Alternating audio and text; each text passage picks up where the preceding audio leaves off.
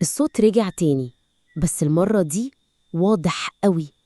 كان في غنى من بعيد، ست صوتها ناعم لكن مش مريح. بدأت أمشي ناحية الترعة، النجوم فوقي والمية بتلمع، بس كل حاجة حواليا كانت ساكتة. كل ما قرب الغنى يعلى، وكأنه بيناديني. كنت حاسة إني مش ماشية بإرادتي، رجليا لوحدها بتتحرك وأنا مش قادرة أرجع. لقيت ضي خفيف زي الشعلة بتتحرك بين الزرع. وقفت وسمعت ضحكة ناعمة بس فيها حاجة تخوف. حسيت إنها ورايا، بس لما بصيت مفيش حد.